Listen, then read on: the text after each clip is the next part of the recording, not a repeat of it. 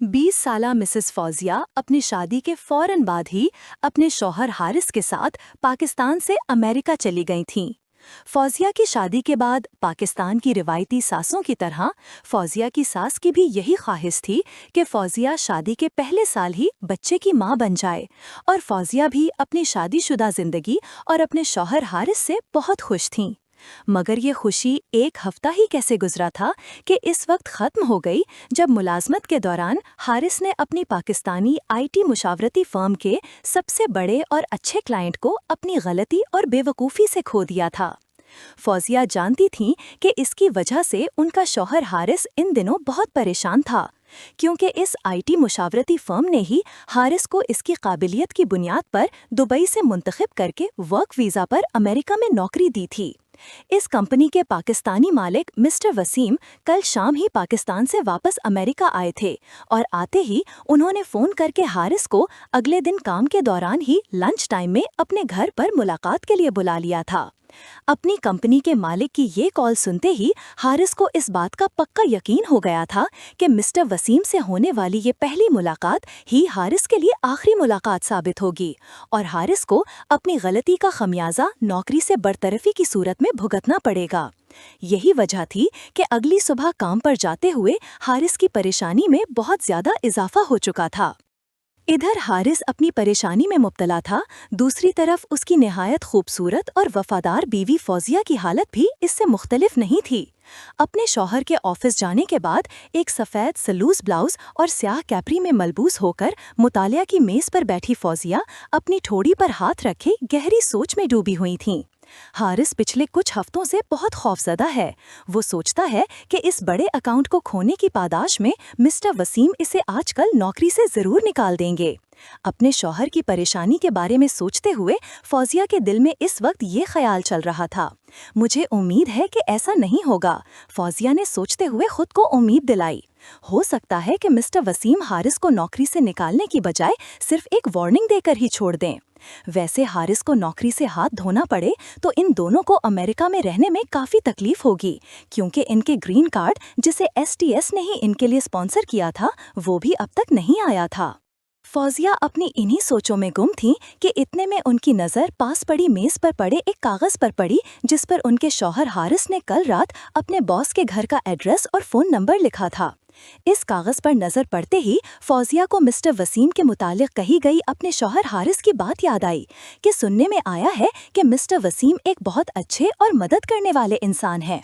अगर वाकई ही ऐसी बात है तो क्यों ना हारिस से पहले मैं खुद मिस्टर वसीम से मिलकर उन्हें इस बात पर कायल करने की कोशिश करूं कि वो हारिस को नौकरी से निकालने की बजाय एक वार्निंग देकर ही छोड़ दें। अपने शौहर को सुबह परेशानी की हालत में काम पर जाते हुए देखकर फौजिया खुद बहुत परेशान हो चुकी थीं। इसीलिए हारिस की गई गलती को खुद सुलझाने का ये ख्याल इनके दिल में इस वक्त आने लगा था। मगर कहीं ऐसा ना हो कि हारिस की बजाय मेरा जाना मिस्टर वसीम को अच्छा न लगे और इस तरह हारिस का काम ठीक होने की बजाय पहले से ज्यादा खराब हो जाए।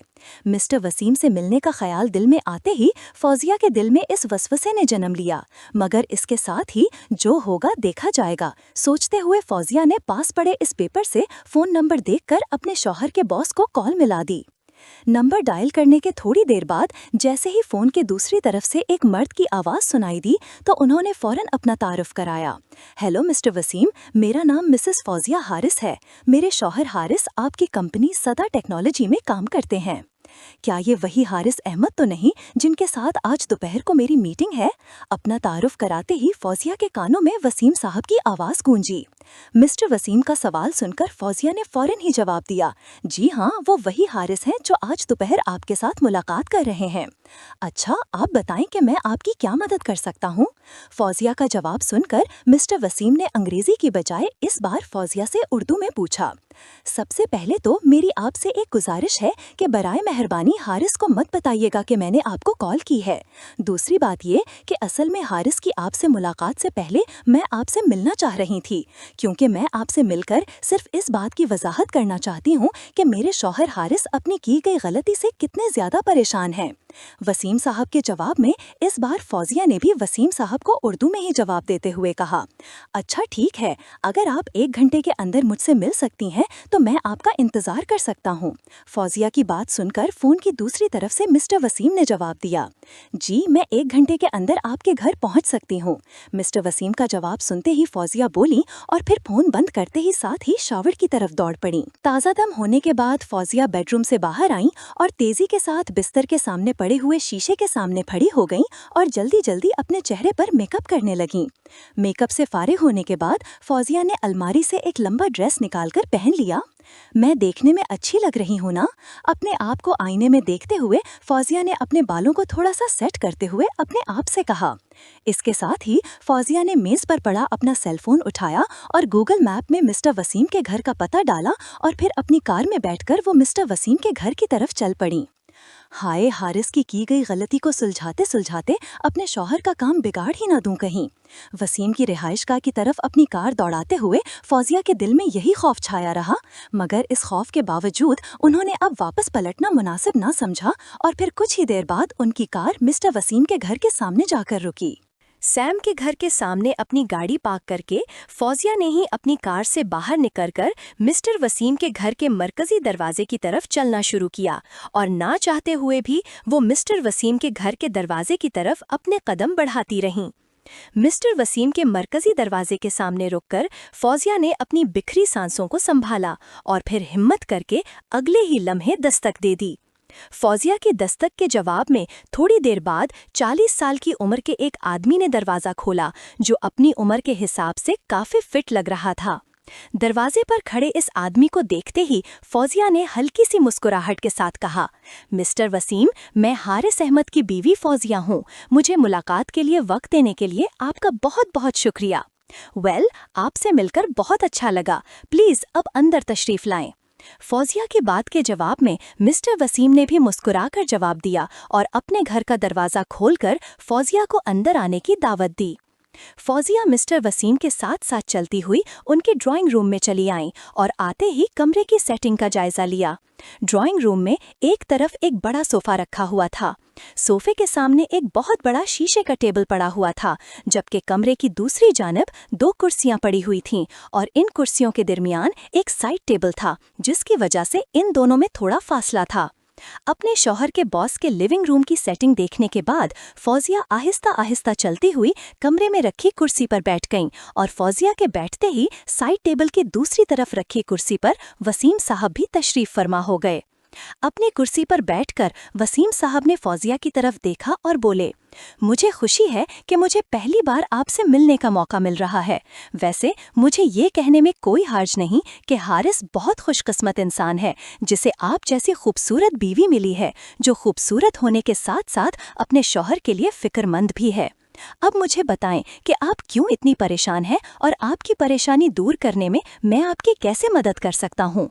मिस्टर वसीम, मैं असल में अपने शौहर के मामले में बात करना चाह रही थी। मैं जानती हूँ कि मेरे शौहर हारिस ने जो गलती की है उसका आपकी कंपनी को काफ़ी नुकसान पहुँचा है और हो सकता है सज़ा के तौर पर हारिस को आप आज नौकरी से भी निकाल दें। मगर इसके बावजूद मैं आपको ये बताना चाहती हूँ कि हारिस अपनी इस गलती पर बहुत परेशान और शर्मिंदा हैं। ये बात करते हुए फौजिया ने इल्तिजा भरी नज़रों से वसीम साहब की तरफ देखा और अपनी बात जारी रखते हुए कहा, हारिस ने मुझे आपके बारे में बताया था कि आप बहुत अच्छे और गलतियां माफ़ करने वाले इंसान हैं, और अपने शौहर की इसी बात पर यकीन करके मैं आपके पास गुजारिश लेकर आई हूँ कि अगर हो सके तो मेरे शौहर की गलती को नज़रअंदाज करते हुए उन्हें एक बार माफ़ कर दें प्लीज़। अपने दिल की बात कहते ही फौजिया की आंखों में ना जाने क्यों अपने जज्बात पर काबू न रख सकें, जिसकी बिना पर उनकी आंखों में आंसू आ गए और वो अपने हाथों को अपनी आंखों पर रखकर यकायक रोने लगीं। फौजिया के इस तरह अचानक रोने की असल वजह दरअसल ये थी कि हारिस और फौजिया ने 2 हफ्ते पहले ही अपना घर खरीदने के लिए अदायगी की थी, और अगर आज हारिस अपनी नौकरी से हाथ धो बैठते हैं तो इनके माली हालात काफ़ी ख़राब हो सकते थे, क्योंकि अपनी अब तक की जमा पूंजी तो वो लोग पहले ही नया घर खरीदने में खर्च कर चुके थे, और अब हारिस की नौकरी खत्म होने की सूरत में इन दोनों मियाँ बीवी के लिए परदेश में अपने घर का खर्चा चलाना काफ़ी मुश्किल हो सकता था। मिस्टर वसीम से बात करने के दौरान जब फौजिया के जहन में ये बात आई तो अपनी आने वाली माली मुश्किलात का सोचकर फौजिया की आंखों से आंसू खुद ब खुद जारी हो गए और वो अपने हाथों को अपने चेहरे पर रखकर बच्चों की तरह फट फट कर रोने लग गईं। फौजिया अपने हाथों को आंखों पर रखे इसी तरह रोने में मसरूफ थीं कि उन्हें अपने कंधे पर मिस्टर वसीम के हाथों का एहसास हुआ। मिस्टर वसीम के हाथ को अपने कंधे पर महसूस करते ही फौजिया ने एकदम अपना रोना बंद करते हुए अपने हाथों को अपनी आंखों से हटाकर पीछे की तरफ देखा तो उनकी नज़र अपनी कुर्सी के पीछे खड़े वसीम साहब पर पड़ी, जो पीछे से उसके कंधे पर अपना हाथ रखकर उन्हें दिलासा देने की कोशिश कर रहे थे। फौजिया ने बेइख्तियारी में अपना हाथ ऊपर उठाते हुए अपने कंधे पर रखे हुए मिस्टर वसीम के हाथ को अपने कंधे से अलग कर दिया। फौजिया का इस तरह उनका हाथ अपने कंधे से झटकना मिस्टर वसीम को अच्छा नहीं लगा था। इसीलिए मिस्टर वसीम ने जैसे ही ये देखा कि फौजिया ने अब रोना बंद कर दिया है तो वो फौजिया के पीछे से हटकर फौजिया के सामने से होते हुए दोबारा अपनी कुर्सी की तरफ बढ़ने लगे और वसीम साहब पीछे से चलते हुए जैसे ही कुर्सी पर बैठी फौजिया के बिल्कुल सामने आए तो फौजिया ने कहा, मिस्टर वसीम, क्या ऐसा कोई तरीका है कि आप हारिस को एक चांस मुहैया दे दें प्लीज? कुर्सी पर बैठी फौजिया ने अपने सामने खड़े मिस्टर वसीम की आंखों में आंखें डालकर एक बार फिर इल्तिजा की। हाँ, एक चीज ऐसी है जिसे करने से हारिस की नौकरी बच सकती है। फौजिया के बात सुनकर मिस्टर वसीम ने जवाब दिया, वो तो फिर जल्दी से बताए ना कि इसके लिए क्या करना होगा मुझे। मिस्टर वसीम के मुंह से ये बात सुनते ही फौजिया ने यकायक बेचैनी से पूछा। फौजिया के बात सुनते ही मिस्टर वसीम ने जल्दी से कहा, तुम्हें मुझसे दोस्ती करनी होगी। फौजिया तो अपने शौहर हारिस के मुंह से वसीम साहब की शराफत और अच्छाई के किस्से सुनकर मदद की गर्ज से यहाँ आई थीं, मगर बज़ाहिर शरीफ नजर आने वाले इस अधेड़ उम्र शख्स की इस हरकत को देखते ही फौजिया पर हैरत का पहाड़ टूट पड़ा और वो आंखें फाड़कर मिस्टर वसीम की तरफ देखने लगीं और यकायक फौजिया के मुंह से निकला, क्या मतलब है आपका? तो मिस्टर वसीम ने कहा, तुम कोई दूध पीती बच्ची नहीं हो कि मेरी इस बात का मतलब ना समझ सको। नहीं, मैं ये नहीं कर सकती क्योंकि मैंने आज तक अपने हस्बैंड के सिवा किसी और के साथ दोस्ती और प्यार नहीं किया। वसीम साहब की बात का मतलब अच्छी तरह समझते हुए फौजिया ने जवाब दिया, कोई बात नहीं, अगर पहले कभी किसी से दोस्ती नहीं की तो आज कर लो, क्योंकि अपने शौहर की जान बचाने के लिए मुझसे दोस्ती करने का सौदा बुरा नहीं बेगम फौजिया। वसीम साहब के मुंह से निकलने वाले ये अल्फाज सुनकर फौजिया का पूरा वजूद कांपने लगा और वो यकायक बोली, नहीं, मैं तुमसे दोस्ती नहीं कर सकती। इसके साथ ही फौजिया ने वसीम साहब की तरफ देखते हुए एक बार फिर इल्तिजा की, मुझे जाने दें प्लीज, और ये कहते हुए उन्होंने कुर्सी से उठने की कोशिश भी की।